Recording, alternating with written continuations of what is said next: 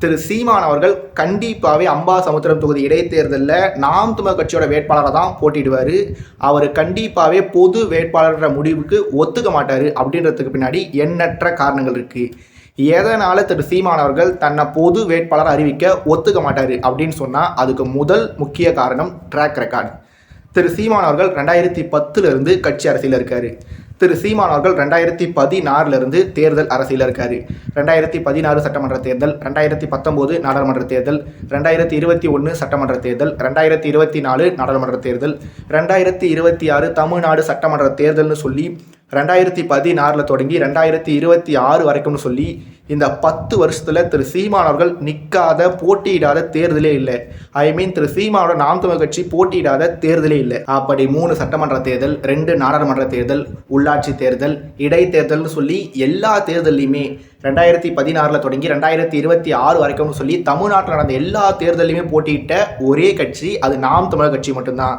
நாம் தமிழர் கட்சி மேலே சொன்ன எல்லா தேர்தல்கள்லையும் வெறுமனே போட்டி மட்டும் இடல, தனித்து போட்டிட்டு இருந்தாங்க. திமுக எல்லா தேர்தலும் தனித்து போட்டிட்டாங்களா? இல்லை. மேடம் ஜெயலலிதா இருக்கும்போது 234 தொகுதியிலையும் இரட்டை இலை சின்னத்தில் தனித்து போட்டிட்டு இருந்த அதிமுக 2019 கூட்டணிக்கு போயிட்டு இருந்தாங்க. அதே 2016 தமிழ்நாடு சட்டமன்ற தேர்தலில் மாற்றம், முன்னேற்றம், அன்புமணின்னு சொல்லி 234 தொகுதியிலையும் தனித்து போட்டிட்டு இருந்த பாட்டாளி மக்கள் கட்சியும் 2019 கூட்டணிக்கு போயிட்டு இருந்தாங்க. தினகரன் புதுசாக கட்சி தொடங்கினாரு, அவரும் கூட்டணிக்குள்ள வந்துட்டாரு. கமல்ஹாசன் அவர்கள் கட்சி தொடங்கினாரு, அவர் கூட்டணி வச்சாரு. இப்போ கட்சியே இருக்கா இல்லையான்னு சொல்லி தெரியாமல் போயிட்டு இருந்தது. இதில் ஒரு சிலர் சொல்லலாம், திரு விஜய் அவர்கள் 2026 தமிழ்நாடு சட்டமன்ற தேர்தலில் தனித்து தான் 233 தொகுதியில் போட்டியிட்டார்னு கூட ஒரு சிலர் கேட்கலாம். ஆனால் திரு விஜய் அவரோட கூட்டணி சேரத்துக்கு எந்த கட்சிகளும் வரலை. ஆனால் திரு சீமான் அவர்களை கூட்டணிக்கு அழைக்காத கட்சியே இல்லைன்னு சொல்லி சொல்கிற அளவுக்கு தமிழ்நாட்டில் இருக்க எல்லா கட்சிகளும், ஆண்ட கட்சி, இப்போ ஆண்டுட்டு இருக்க தமிழக வெற்றி கழகம் முதல் கொண்டுன்னு சொல்லி இவங்க எல்லாருமே திரு சீமான் அவர்களையும் திரு சீமான் அவரோட நாம் தமிழர் கட்சியும் கூட்டணிக்கு கூப்பிட்டாங்க. நடந்து முடிஞ்ச 2026 தமிழ்நாடு சட்டமன்ற தேர்தல் வரைக்கும் கூட கூப்பிட்டுட்டே தான் இருந்தாங்க. அப்படி எல்லாருமே கூப்பிட்டு 50 சீட்டுக்கு மேலே தரேன், துணை முதலமைச்சர் பதவி தரேன், ஏன் பாஜகவோட மத்திய தலைமை திரு சீமான் அவரோட முதலமைச்சர் வேட்பாளராக கூட முன்னிறுத்தலாம் அப்படின்ற செய்தியெல்லாம் கூட வந்தப்போ கூட திரு சீமான் அவர்கள் கூட்டணிக்கு போல. திரு சீமான் அவர்கள் எதனால் கூட்டணிக்கு போல?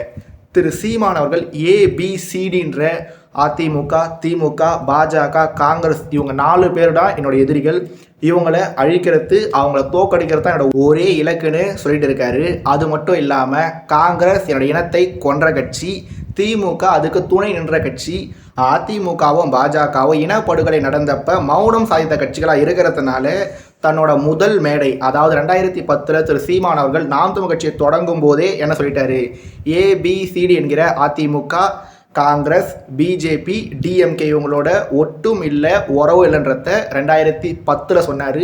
2016 ப்ரூவ் பண்ணார். 2019 அதை கண்டினியூ பண்ணார்.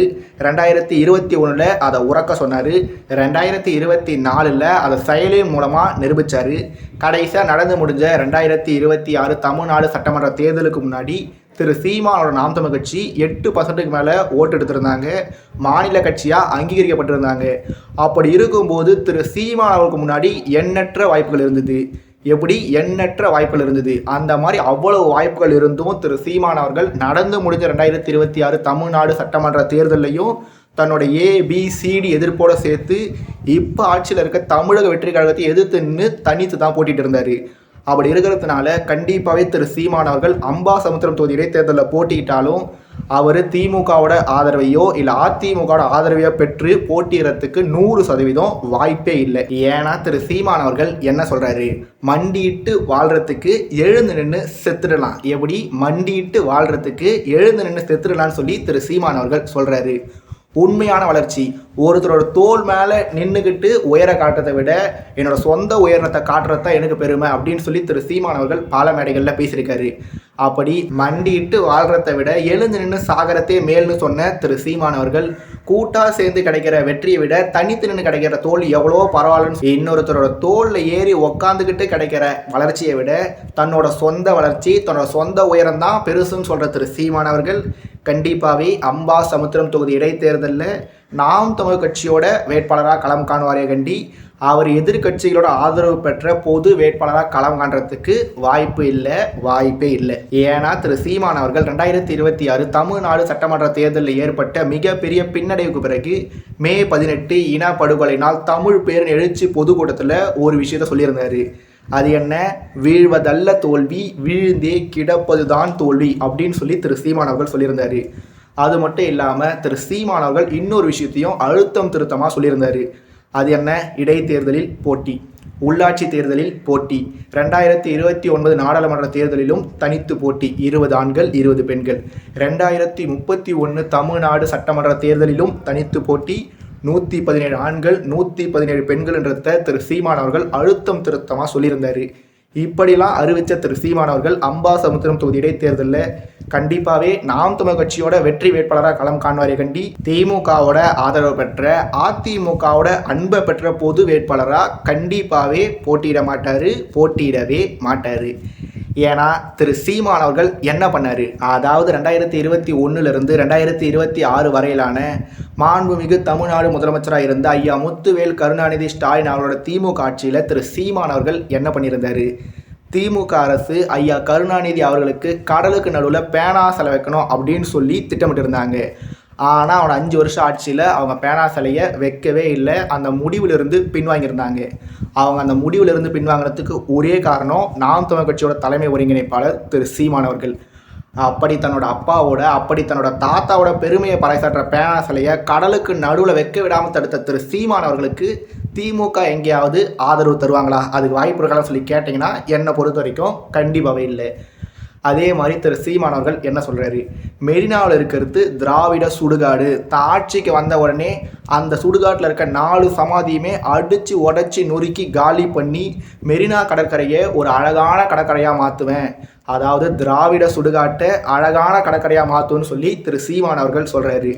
அந்த மெரினா கடற்கரையில் இருக்க திரு சீமானோட வார்த்தைகள் இருந்து சொன்னால், திராவிட சுடுகாட்டில் அதிமுகவோட முன்னாள் முதலமைச்சர்கள் 2 பேர் இருக்காங்க, திமுகவோட முன்னாள் முதலமைச்சர்கள் 2 பேர் புதைக்கப்பட்டிருக்காங்க.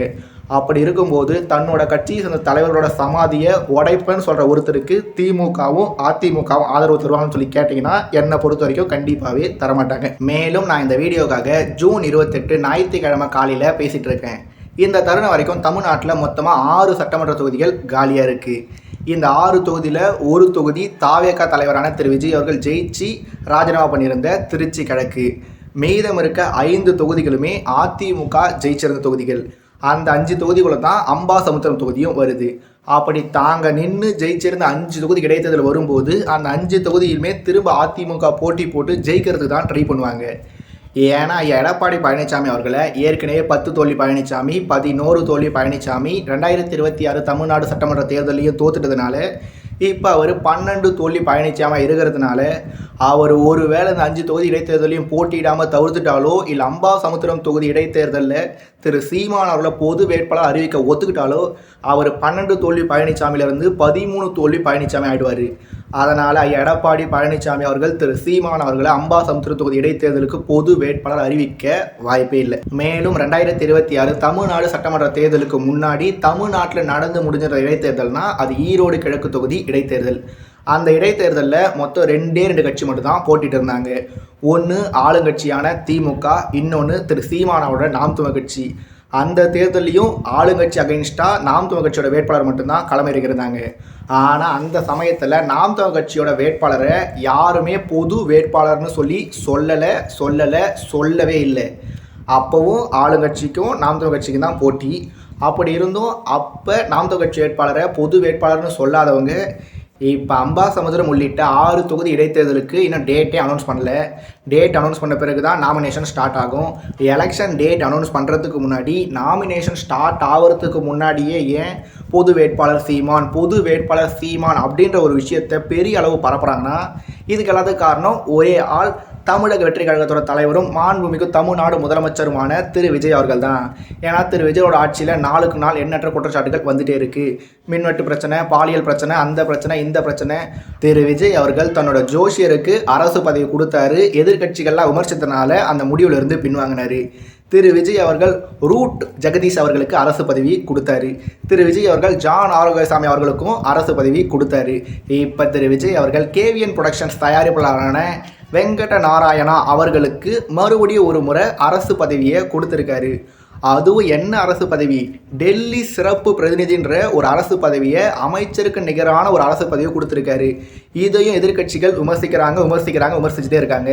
இந்த மாதிரி விஷயங்கள்லாம் மடமாற்றம் பண்ணுறதுக்காக தான் திரு சீமான் அவர்கள் பொது வேட்பாளர் அப்படின்ற ஒரு கட்டுக்கதையை இவங்களே கிளப்பிட்டு இருக்காங்க.